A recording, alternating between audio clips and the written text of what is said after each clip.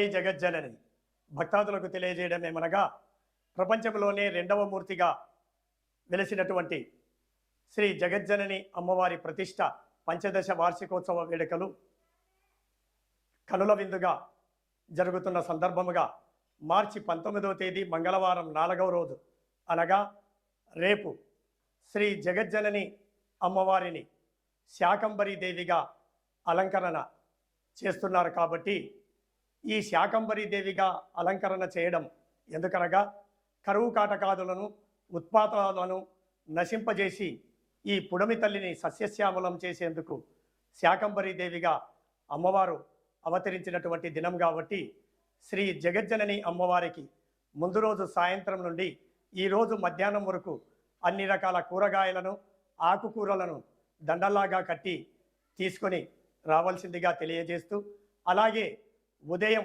భవ్యమైనటువంటి దివ్యమైనటువంటి మహా మంత్రరాజమైనటువంటి నవావరణ పూజా విధితో కూడినటువంటి శ్రీచక్రార్చన పూజ శ్రీ జగజ్జనని అమ్మవారికి ఉదయం 8 గంటలకు ప్రారంభమవుతుంది. కాబట్టి ఈ మహిమాన్వితమైనటువంటి పూజను తిలకించేందుకు సర్వజనులందరూ కూడా ఈ పూజా కార్యక్రమంలో పాల్గొని కల్లారా ఆ యొక్క కార్యక్రమాలు చూస్తూ చెవులారా ఆ మంత్రాలను విని సంపూర్ణ ఆయురారోగ్యములు పొందవలని చెప్పి తెలియజేస్తున్నాం.